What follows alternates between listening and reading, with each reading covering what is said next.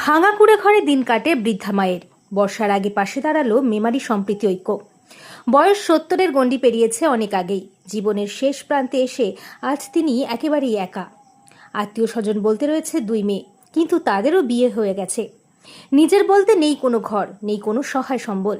জীবনের কঠিন লড়াই লড়েই দিন কাটছে বৃদ্ধা বুনুমালের।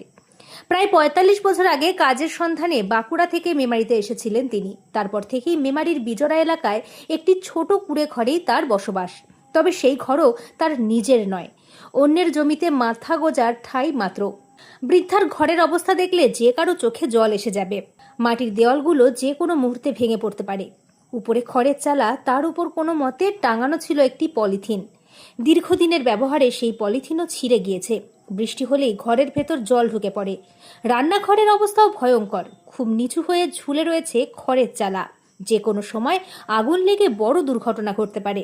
কিন্তু এই অসহায় বৃদ্ধার পক্ষে নিজের ঘর মেরামত করা বা নতুন করে চাল দেওয়ার মতো সামর্থ্য নেই। এমনই হৃদয় বিদারক দৃশ্য নজরে আসে মেমারি সম্প্রীতি ঐক্যের সদস্যদের। বর্ষা শুরু হওয়ার আগেই তারা ছুটে যান বৃদ্ধা মায়ের বাড়িতে। ঘরের চালে নতুন করে পলিথিন লাগিয়ে দেন, যাতে অন্তত বৃষ্টির জল ঘরে না ঢোকে। পাশাপাশি তাকে কিছু আর্থিক সহায়তাও তুলে দেন। মেমারি সম্প্রীতি ঐক্যর পক্ষ থেকে আজকে আমরা এই যে ঘরটা দেখতে পাচ্ছিলাম, বৃষ্টিতে পানি পড়ে যাচ্ছে বা থাকার মতোও জায়গা নাই এটা, সেই জন্য আমরা একটা তিরপল নিয়ে এসে তিরপলটা লাগিয়ে দিলাম এবং কিছু ওনাকে আর্থিক সহযোগিতা করলাম। এবং আমাদের ইচ্ছা আছে, যদি সেরকম সম্ভব হয়, মানুষ যদি সমর্থন করে, তাহলে আমরা ওনাকে একটা টিনের ছাউনি দিয়ে একটা ঘরের ব্যবস্থা যদি করে দিতে পারি তাহলে খুব ভালো হয়। তা সবাই যদি সমর্থন করেন বা সবাই সহযোগিতা করেন বা আমাদের পাশে থাকেন, তাহলে আমরা এরকম মানুষদের পাশে যেরকম দাঁড়াচ্ছি এরকমভাবে দাঁড়িয়ে করে দিতে পারবো এবং আগামীতে আরও এরকম যারা আছে তাদের পাশে আমরা সবসময় দাঁড়াবো।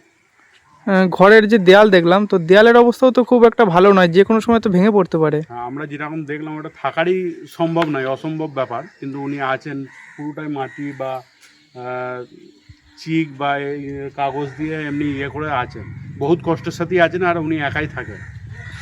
যেখানটা রান্না করে সেই রান্নার জায়গাটা দেখলাম যে উপরে খড় ঝুলছে, অর্থাৎ কিছুটা দূরত্ব কিন্তু কিছুটা নেই, যে কোনো সময় তো আগুন লেগে যাওয়ার সম্ভাবনা রয়েছে। হ্যাঁ, ওটা তো আমরা দেখে তো খুবই অবাক হচ্ছি যে এরকম এখন আমাদের এখানে এরকম আছে।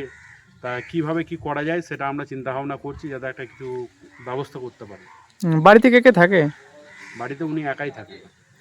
আচ্ছা, আজকে আপনারা কি করলেন?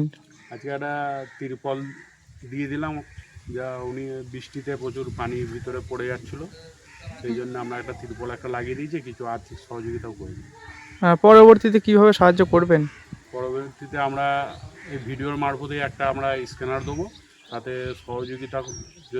সহযোগিতা যদি করা যায়, মানুষ যাতে সহযোগিতা করে সেইভাবে একটা আমরা কিছু ব্যবস্থা করে দেবো, একটা টিনের ইয়েভাবে করে যেভাবে করলে থাকা যাবে সেরকম একটা ব্যবস্থা করে দেওয়া। আপনার নাম পরিচয়? ওর নাম শেখ আশরাফুল ইসলাম। সংগঠনের সভাপতি শেখ আশরাফুল ইসলাম জানান, এই মুহূর্তে আমরা চেষ্টা করছি যাতে বৃষ্টির জল ঘরে না ঢোকে। তাই নতুন করে পলিথিন লাগিয়ে দেওয়া হয়েছে এবং কিছু আর্থিক সহায়তাও করা হয়েছে। তবে এটাই শেষ নয়। আগামী দিনে আমরা এই বৃদ্ধা মায়ের জন্য একটি টিনের বাড়ি তৈরি করার উদ্যোগ নেব। সেই কাজের জন্য সমাজের সকল মানুষের সহযোগিতা প্রয়োজন। জীবনের শেষ বেলায় দাঁড়িয়ে বুনুমালের একটাই চাওয়া, একটি নিরাপদ আশ্রয়, যেখানে নিশ্চিন্তে কাটাতে পারবেন জীবনের বাকি দিনগুলো।